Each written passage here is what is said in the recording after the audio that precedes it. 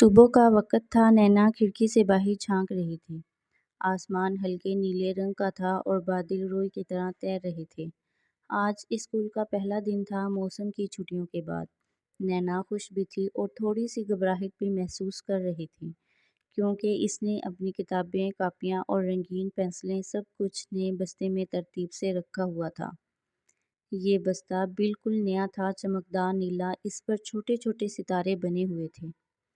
یہ اس کو اس کی خالہ نے تحفے میں دیا تھا۔ جب نینا نے بستہ اٹھایا تو وہ حیران رہ گئی۔ یہ بہت ہلکا تھا، جیسے اس میں کچھ بھی نہ ہو۔ یہ کیسے ممکن ہے؟ اس نے سوچا۔ اس نے بستے کو ہلایا تو ہلکی سی کنک کی آواز آئی، پھر ایک دم سے آہستہ ہلاؤ، چکر آ رہا ہے۔ نینا چونک گئی، وہ ادھر ادھر دیکھنے لگی۔ کمرے میں کوئی نہیں تھا۔ آواز دوبارہ آئی، ادھر نیچے دیکھو، میں یہاں ہوں۔ نینا نے بستے کی زپ کھولی تو دو بڑی بڑی کارٹون جیسی آنکھیں اسے دیکھ رہی تھی۔ بستے کا منہ ہل رہا تھا جیسے وہ بات کر رہا ہو۔ تم بات کر سکتے ہو؟ نینا نے دھیمی آواز میں پوچھا۔ جی ہاں، میں ایک جادوئی بستہ ہوں، بستے نے فخر سے کہا۔ میرا کام صرف تمہاری چیزیں رکھنا نہیں، بلکہ تمہاری مدد کرنا بھی ہے۔ نینا کو یقین نہیں آ رہا تھا۔ یہ خواب تو نہیں؟ نہیں، خواب نہیں، لیکن یہ بات کسی کو مت بتانا، ورنہ میرا جادو ختم ہو جائے گا، بستے نے سمجھایا۔ اس دن اسکول جاتے وقت نینا کے ہاتھ میں ایک کتاب تھی جو بہت بھاری تھی۔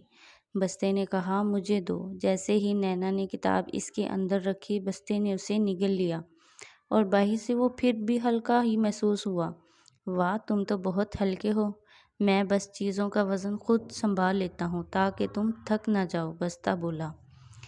پہلا پیریڈ شروع ہوا۔ نینا کو پنسل چاہیے تھی۔ اس نے بستے کی طرف ہاتھ بڑھایا، لیکن پنسل خود ہی زپ سے باہر نکل کر نینا کے ہاتھ میں آ گئی۔ کلاس کے کچھ بچے حیران ہو کر دیکھنے لگے۔ نینا جلدی سے بولی، یہ تو میرا جادوئی طریقہ ہے چیزیں نکالنے کا۔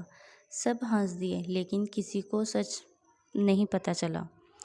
دوپہر میں میڈم نے سب کو کہا، کل سب کو سائنس کا ماڈل لانا ہے، جو سب سے اچھا ہوگا اسے انعام ملے گا۔ نینا کو فکر ہونے لگی۔ گھر جا کر وہ سوچ ہی رہی تھی کہ اچانک بستے نے کہا، میں مدد کروں گا۔ اگلی صبح جب نینا نے بستہ کھولا، اس کے اندر ایک خوبصورت سائنس کا ماڈل تیار رکھا تھا۔ ایک ننھا سا سولر سسٹم جس کے سیارے خود بخود گھوم رہے تھے۔ اس دن اسکول میں جب نینا نے ماڈل پیش کیا تو سب حیران رہ گئے۔ میڈم نے اسے پہلا انعام دیا اور کہا، نینا تم تو کمال ہو۔ نینا نے بستے کو آہستہ سے کہا، شکریہ دوست۔ بستے نے آنکھ مار کر کہا، بس یاد رکھنا ہم ساتھ ہیں۔ شام کو نینا بستے کے ساتھ بیٹھی تھی۔ بستہ کہہ رہا تھا، کل میں تمہیں ایک ایسی جگہ لے جاؤں گا جہاں بستہ اڑ سکتے ہیں اور کتابیں خود بخود کہانیاں سناتی ہیں۔ نینا کی آنکھوں میں چمک آ گئی۔ میں انتظار نہیں کر سکتی۔ یہ نینا اور اس کے بولتے ہوئے بستے کی پہلی مہم تھی، مگر جادوئی دنیا